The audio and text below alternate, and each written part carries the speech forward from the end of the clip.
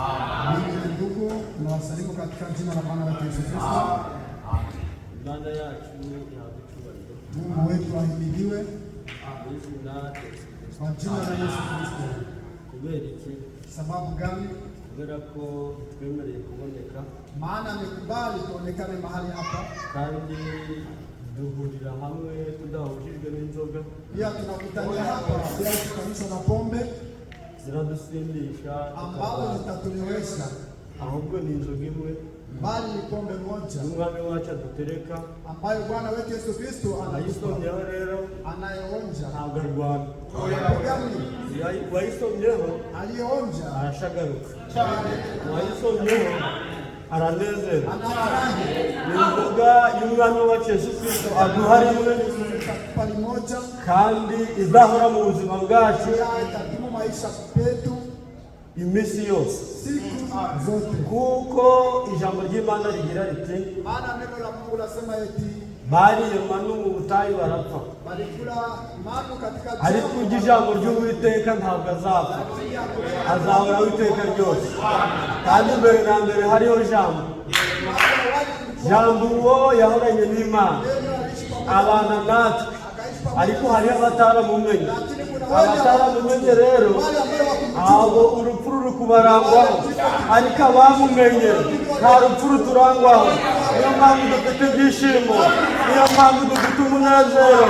Iyo tugeze imbere ya jambo turashagaruka, twakumva iby'iwacu tukanezerwa. Iyo Mana yabiduhaye, mumfashe tuyikomere amashyi. Ejo twari turi kumwe namwe tuganira amagambo meza, ariko abatari bateranye umunsi w'ejo babarire iyo mfashanyo yari y'abejo bateranye, aho wowe wateranye umunsi urahera ku byanone. Imana yacu ibaha umugisha mu izina rya Yesu Kristo. Turahaguruka dusoma igitabo cya Mika. Tutasimama ili tusome kitabu cha Mika. Turasoma igice cyaho cya 6. Turasoma sura 6. Turasoma umurongo wa 8 wonyine. Turongera dusome, tutaongeza kusoma n'Abakolosayi ibice 3. Sura 3. Twese turaba duhagaze, sote tutakuwa tumesimama. Turasoma mu izina rya Yesu Kristo. Turasoma kwa jina la Bwana Yesu Kristo. Yewe mwana w'umuntu we, yakweretse icyiza icyo ari cyo. Icyo Uwiteka agushakaho ni iki? Ni ugukora ibyo gukiranuka no kugendana no gukora ibyo gukiranuka no gukunda kubabarira no kugendana n'Imana yawe wicishije bugufi. Amen. Abakolosayi ibice 3 sura 3 umurongo wa 12 turaza kugeza hepfo umurongo wa 14. Nuko nk'uko bikwiriye intore z'Imana zera kandi zikundwa, mwambare umutima w'imbabazi n'ineza no kwicisha bugufi no kwihangana, mwihanganirana kandi mubabarirana ibyaha, uko umuntu agize icyapa n'undi, kuko umwami wacu yababariye, abariko namwe mubabarirana. Ariko ikigeretse kuri ibyo byose, mwambare urukundo, kuko ari rwo murunga wo gutungana rwose. Mureke amahoro ya Kristo atwarire mu mitima yanyu, ayo mwahamagariwe kuba umubiri umwe, kandi mugire imitima ishima. Ijambo rya Kristo ribe muri mwe rigwiriye, rifite ubwenge bwose. Mwigishanye, muhugurane muri zaburi n'indirimbo n'ibihimbano by'umwuka, muririmbirana Imana ishimwe mu mitima yanyu. Kandi icyo muzavuga cyose n'ibyo muzakora, muje mubikora byose mu izina ry'Umwami Yesu, mushima Imana data wa twese kubw'uwo. Amen. Data dusabe arasengerera amagambo asengere imitima yacu haya pamoja na mioyo yetu. Wera mwongeri y'ubugingo bwacu uwo Yesu Kristo, reka tugushimire yuko uri mwiza. Turi mwisi ariko ntabwo turi ab'isi. Waravuze ati uzaturinda amajya n'amaza. Ibyaduhigaga byari byinshi, byagomba guhitana byari byinshi, ariko waturinze muri byose. Ntabwo tuzanye amashimwe, tukomeye amashyi n'impundu. Imana yagira igacyura, uri Imana icunga kuruta uko umuntu yacunga. Niyo mpamvu tuje imbere yawe dufite amashimwe menshi ku mitima yacu. Tuje dutunga n'inyota yo kumva amagambo yawe.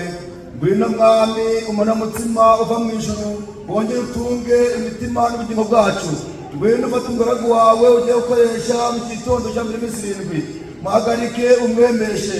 Ni umuntu w'ubuntu yambaye inyama n'amaraso, ariko ijambo rirasomwe mwami Kristo mu kanwa ke. Ngwino umuvugishe, akubere mikoro nawe wivugire, nawe uvuge kubwe, nawe uvuge ibyo ashaka. Mudutunaho avuye kubwawe mwami. Ngwino wigaragaze, ngwino icyubahiro. Uwaje wese akunyotewe, uwaje wese afite inzara n'inyota, atahe akubonye, atahe ahagijwe nawe. Nageze nk'uko yaje mwami, atahe ashima kandi ahimbaza. Bana natwe, tangira natwe kandi ubikane natwe, byose uko ushaka tubyambaje mu izina ry'umwami wacu Yesu Kristo. Amen. Naweza keti. Imana ishimwe kandi yadushubije. Kubera ko icyubahiro ni icy'Uwiteka, we wenyine, nta wundi agisangiye nawe. Uhereye mu itangiriro niwe wahozeho kandi niwe uzahoraho. We ubwe yarivugiye ngo ni Alfa na Omega, kandi mu itangiriro n'iherezo. Ariko umuntu ashobora gukora ibye bikarangira, ariko iby'Imana ntabwo birangira. Imana ifite itangiriro, niyo yatangiye kandi niyo izaheruka. Uvuga ngo ntawe uyibanziriza, nta n'uzayiheruka. Izina ryayo nirihabwa icyubahiro none n'iteka ryose. Yabaye Imana ndarabaho kandi izagumya iba Imana igihe nzaba ntakiriho. Ariko njyewe nabaye umwana nkivuka, ngeze aho mu mugabo, ariko ibyo marije gupfa ntabwo byagaruka. Ni nk'uko umuntu yaba afite diporome akaja gushaka akazi, yamara gupfa diporome ye igasigara. Iriya diporome naho wayijana mu modoka iyo bakoze uwo munsi ukavuga ngo ndi gushaka akazi, ntabwo wabona kuko diporome na nyirayo baragendana. Diporome rero iringanijwe n'ijambo ry'Imana, kandi diporome ni ijambo ry'Imana. Ni ukuvuga ngo Imana niyo jambo kandi ijambo niwe Mana. Iyo ijambo rihari Imana irahari, ariko njyewe ntariho, diporome yanjye ntayo, ntacyo imaze. Ndi kugira ngo abafite muzitese agaciro, ariko ijambo rifite agaciro. Umuntu uryizeye nawe afite agaciro gakomeye karuta amaraso y'ibihumbi 10. Niyo mpamvu icyubahiro ari icy'Imana. Niyo Mana yacu ni igihabwe none n'iteka ryose. Dusomye amagambo y'Imana ari mu gitabo cy'umuhanuzi Mika, kubera yuko Bibiliya hamwe n'umuhanuzi bitwemeza neza yuko Imana iyo iri kuvugana n'umuntu, iri kuvugana n'umuhanuzi, burya uwo muhanuzi aba ari akanwa k'Uwiteka. Rero ibyo Mika yavuze n'ibyo ba Yeremiya bavuze n'ibyo ba Petero bavuze, ni Uwiteka wari ubivuze. Kubera yuko urashobora kumva mu sezerano rya kera bakavuga Mose, bakavuga Dawidi, bakavuga Salomo, bakavuga Samueli, bakavuga Yesaya, bakavuga Yeremiya, bakavuga Ezekiel, bakavuga Danieli kugeza kuri Malaki. Hari impamvu zabyo. Bavuga Matayo, bavuga Mariko, bavuga Luka, bavuga Yohana, bavuga Paulo, bavuga Petero. Kuna sababu. Kwa tabuze Bible. Kwa tabuze Museveni. Kwa tabuze Kagame. Bakavuga ba Petero na ba Paulo. Nuko hari impamvu. Abo bahanuzi bose rero kandi akanwa k'Uwiteka, Uwiteka yarababwiraga kandi nawe ubwe akagendana nabo. Niyo mpamvu Mika yanditse aravuga ati mwana w'umuntu, yewe mwana w'umuntu, yewe mwana w'umuntu. Mbese umwana w'umuntu ninde? Yobu aravuga ati umuntu wese wabyawe n'umugore aramugirira cyuzuye imibabaro. Ni ukubera iki? Nuko ari umwana w'Imana, ariko umwana w'Imana azahora iteka. Umwana w'Imana ni uwemera ijambo akamubera umuyobozi. Umwana w'Imana ninde? Ni uwemera kugendana na jambo. Kugira uri kugendana na jambo uba uri kugendana n'Imana. Abagendana n'Imana bose babikeneye bumva bagendana n'Imana. Icyo nabifuriza ni ukutura mu jambo, kubera yuko iparole niyo iguhereza imbaraga. Urayumva ikagukura mu ndagenge ikagushyira mu mbaraga, ikagukura mu ndagenge ikaguhereza ibyiringiro. Abumva iparole bose bagashyira mu bikorwa birashaka bazazamuka, kubera bafite ubutunzi butangirika muri bo. Kubera yuko ijambo rikutubwira mwidodere imifuka idasaza. Iyo mifuka idasaza ni iyiki? Niyo kubika mu ibyo kurya. Ijambo turyumvira hano tukaryumva, ariko ntabwo uno munsi washyira mu bikorwa, ahubwo ibikorwa byawe tuzabireba hirya ya hano ukimara kuva hano. Ese imyitwarire yawe ni iyi? Ukimara kuva hano wifashe ute? Ese utuye mu jambo? Niba utuye mu jambo urahirwa. Yewe mwana w'umuntu we, icyo Uwiteka agushakaho ni iki? Ni iki? Ni ikibazo. Imana yacu ndayikunda. Ikubaza ikibazo, uruhande hari igisubizo.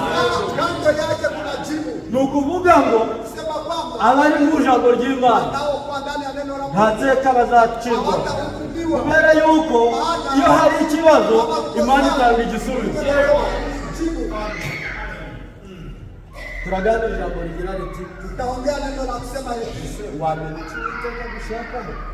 Leo unaweza kujua vile Mungu anahitaji kwako. Ushobora kumenya icyo Uwiteka gushakaho. Kujua kile ambacho Bwana anahitaji kwako. Ni kugira ngo nganire n'abana b'abantu. Nakuombea na watoto wa wanadamu. Kubera yuko hari abana b'abantu, kuna watoto wa wanadamu, hakabaho n'abana b'abantu, ari n'abana b'Imana. Twese twaravutse, ariko n'abo bana b'abantu, abo bana bose b'abantu bavutse Imana yakuyemo abana bayo. Abo bana b'Imana rero nkeneye ko nanjye nabamo, nawe nakwifuriza ngo ubemo. Bifitiye inyota, mbese nawe ufitiye inyota? Umva neza, igisubizo kiraboneka. Yewe mwana w'umuntu we, icyo Uwiteka agushakaho ni iki? Icya mbere ni ugukora ibyo gukiranuka, kandi ikindi turongeraho, buri muntu wese muri iki gisenge cy'inzu azi ibintu bikiranuka. vitu vya haki azi n'ibikirani anajua inavyokuwa sio haki. kubera yuko ndi maso Sababu mimi mjengaji haza mwiko ninaleta chombo cha kujenga niranda na chombo kingine ambacho agira ngo mwabuke dusomera amahimba kusoma. byashoboka Inawezekana. fashe bibiri Shika Biblia hambara igisarubeti na vala surubeti havuga ngo ni gushaka akazi ko nasema kubaka nataka kazi ka kujenga bakamba kunipa basi ni ugukora ibyo gukiranuka ni kutenda mambo ya haki no gukunda kubabarira na kupenda kusamehe no kugendana n'Imana kutembea pamoja na Mungu. umva ari ibintu byoroshye Si mambo mepesi basi.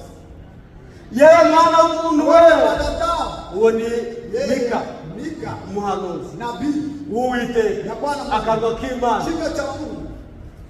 yewe mwana w'umuntu wewe Wanadamu wamenya hari icyo Uwiteka gushakaho waweza kujua kile Mungu anahitaji kwako. befurere gakuru wewe Ndugu Gakuru, wamenya icyo Uwiteka gushakaho kile Mungu anahitaji kwako. icyo Uwiteka gushakaho mbese ni iki Kwako ni gani? icyo Uwiteka gushakaho Ambacho Mungu anahitaji kwako. uvuga ngo Yeremiya yari kwandika ibyo Uwiteka amubwiye Yeremia aliandika nta nibyo yavuze ila alisema ni ukugendana n'Imana yawe kutembea pamoja na Mungu wako. ni ugukora ibyo gukiranuka Kutenda mambo ya haki.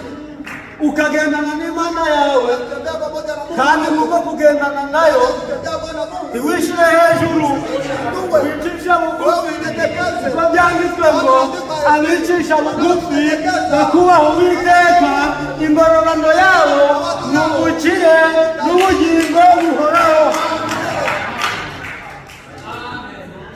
Imana ibahe umugisha mu izina rya Yesu Kristo. Icyo Imana ishaka kubera abana Mungu anatafuta kwa watakatifu wake ni imirimo yo gukiranuka kazi za haki no gukunda kubabarira na kupenda kusamehe. kandi tukagira urukundo Pia tunakuwa na upendo. kandi kigeretseho Juu kitu tukagendana nayo tunatembea pamoja naye. tukagendana n'Imana. Tunatembea pamoja na Mungu. Mbese iyo ugiye ugendana nawe Kama unatembea pamoja na nani? ngiye kwa Hame Unaenda kwa ujanye nande unaenda pamoja na nani? ngiye kwa Mushimwe ujanye nande nugenda utagendanye n'Imana urwo rugendo rwawe haruta Pawulo Utakufa bure. aho ugiye hose Wewe unaenda kwa mwene data Mungu yangu. mushiki wanjye gendana n'Uwiteka Unatembea na Mungu. nugendana nawe Au unatembea pamoja naye. iyo uragera hose Mahali utaelekea. ikirakugerageza cyose Kitakujaribu. uragitsinda kubera Senyeri ari kuri ruhande marayika akuri iruhande yaguherekeje kuko wamwitwaje nta kiragutsinda.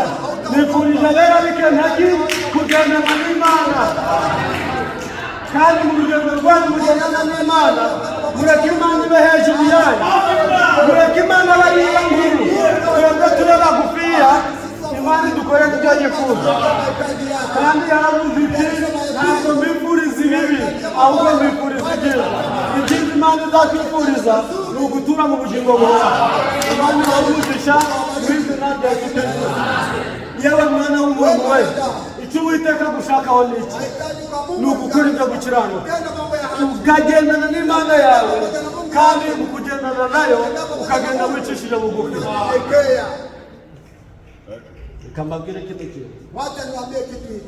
Umuntu ashobora kukubwira ko aciye bugufi Mtu anaweza kuambia kandi akagenda yitonze. yeye anatembea pole. Si bariho Wako basi. barahari bagenda bitonze Anatembea pole. n'isaha zikaba itamukora ariko mu mutima we aribandi ariko akwiriye guca bugufi ayoba n'ijambo ntace bugufi gusa kugira ngo abasore babibona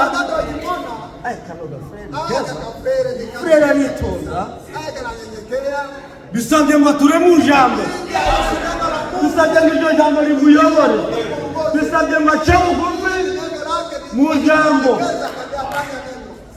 nagera iwe ye kuba nk'intare nagera muri bene se abe muri bene se kunda mwene data Yosefu. Penda ndugu Yosefu. Igihe bene se bamugurishije, Wakati wazazi walimuzisha, Yosefu ntabwo byamukozeho. Yusufu haikumugusa. Baje guhaha muri Egiputa, Hemea ndani ya Misri, basanga Yosefu niwe mukuru. wakakutana Yusufu ndiye mkubwa. Yosefu ababonye, Yusufu aliwaona usomye Bibiliya neza, vizuri, Yosefu yararize Yusufu alilia. kubera yuko yamenye ko ari bene. Sababu gani? Alijua kama ni wa ndugu zake. Igihe baje gusobanukirwa ko ari we, Wakati walielewa nabo barababara hao wakahusika, kugira ngo bapfukamye bamuramye bamusabe imbabazi ku byo bakoze. Yosefu arababwira ati nimuhumure mwe kubabara, kurya Imana yanyohereje ino kugira ngo mbabanirize inzara n'ibitera muzabeho guhahira. Mwene data uhagaze utyo nta gushidikanya, izamurwa nirigera turazamukana nawe. Yifurije abateranye Imana ibahe guca bugufi nka Yosefu mu izina rya Yesu Kristo. Abaha ibyo kurya baragenda, yatubereye urugero rwiza. Nakwifuza ko bene data nabo bafata urwo rugero bakabyemera kandi bakagendera mu ijambo. Icyo Uwiteka agushakaho ni iki? Ni ugukora ibyo gukiranuka kandi ukagendana n'Uwiteka. Nugendana n'Uwiteka mu mutima wawe ukiranuka, nta kintu kizakugeraho. Nubwo kizakugeraho uzagitsinda, kubera ko uri kumwe n'umugabo witwa Uwiteka. Uwiteka byumvishe ababikeneye mu mitima yabo mu izina rya Yesu Kristo. Ibyo nanjye ndabikeneye. Imana ibimpe, imbe gukiranuka impande zose, imbe kugendana nayo impande zose, imbe guca bugufi imbere y'abakozi, imbe guca bugufi imbere y'abafurere, imbe guca bugufi imbere y'abasere, ndetse imbe guca bugufi imbere ya Sunday school. Kubera ninjye imbere yabo kubigisha meze nk'intare bazanzimya, ariko ninjye nari kubabwira ijambo ry'Imana, nkaba nezeza mu ijambo ry'Imana, nkababwira icyo Imana ishaka n'ibyo yanga, bazanezerwa. Kandi ikiruta byose nizabwira ko tuzajya mu ijuru, tukagenda ku mihanda y'izahabu, tukagendera ku nyanja z'ibirahuri, tukababwira ko bino byahamye ari iby'akanya gato, ariko ibyo byiciro by'icyo gihe byo mu ijuru bizahoraho iteka ryose. Kuko babyeyi ngo ni iby'iteka, bakabona ibyaha biri kugenda bishira n'ibiraro bya hano biri kuritagurika, bazanezerwa. Turi kuganira ngo kumenya icyo Uwiteka gushaka. Icyo Uwiteka gushaka ni ugukora ibyo gukiranuka, ukagendana n'Imana yawe wicishije bugufi. Hahandi twasomye mu Bakolosayi,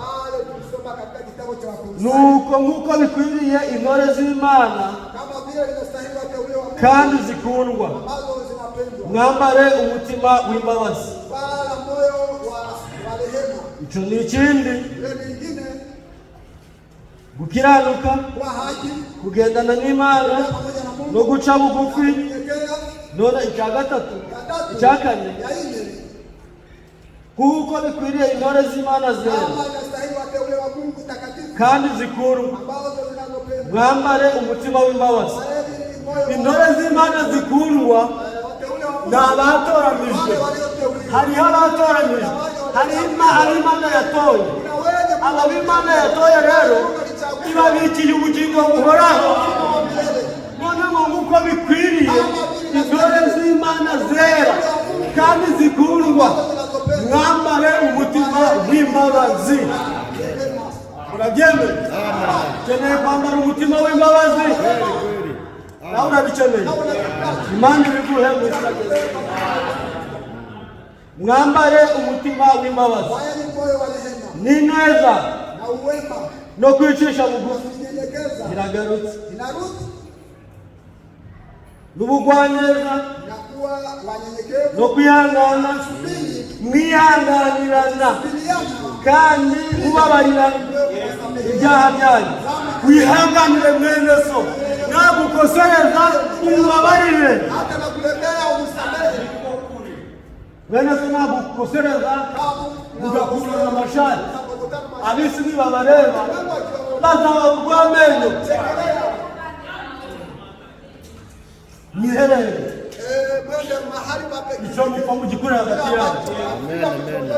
Nubwo yaba umugore wawe, mwiherere icyo kubatandukanya mugishire ku ruhande.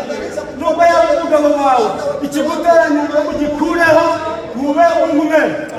Kuko Bibiliya itwemeza yuko umugabo n'umugore ni mwiri mmoja.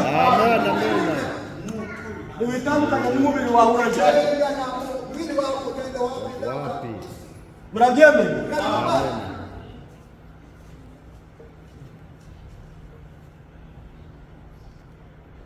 Ni neza no kwicisha bugufi no kwihangana, mwihanganirana kandi mubabarirana ibyaha. Uko umuntu agize icyapfa n'undi, kuko Imana yababariye, aba ariko namwe mubabarirana. Uko Imana yatubabariye, uko natwe dukwiye gutanga imbabazi. Kandi umuntu atanze imbabazi, bya bintu byose arabihanagura, byose bikavaho. Niba njye na Didasi dufitanye ikibazo, Didasi atanze iwanje, nanjye naje iwe, ndararika abafurere n'abasore tuje gusura Didasi. Nitugerayo turirimbe, niturangiza kuririmba dusenge, ducinye akadiho, niturangiza dushimire Imana. Babandi bazi ko nakubanye na Didasi bazavuga ngo babandi batubwira ngo bagiye kuhasanga, bafite ibanga, bafite urukundo. Uzi ko bagiye gusura kwa Gerari kandi bafitanye ikibazo, kaba nasanze bari gusenga bari bakuririmba. Ninde wari uri gutera indirimbo? Kuko ari Didasi. Kuko ni uko abo ngabo aribo bazajya mu ijuru. Niba muzaza mu ijuru mwene so, ishimane nawe, unezerewe nawe, bwana kuti rwose n'ibyaha mubihanagure. Imana yahanaguye ibyaha byacu, natwe ariko tubabarirana. Ababyemeye Imana ibaha umugisha n'izina rya Yesu Kristo. Aba ariko namwe mubabarirana ibyaha byanyu.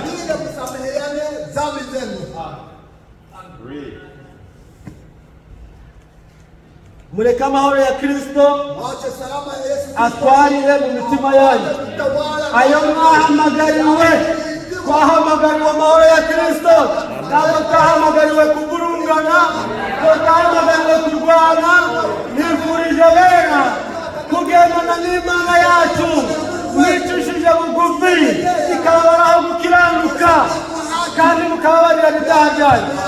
Ikigeze kuri ibyo, mureke amahoro y'Imana atubere umuyobozi. Abateranye mwese, ndi mu kigo cy'amagambo, Imana ibahe umugisha.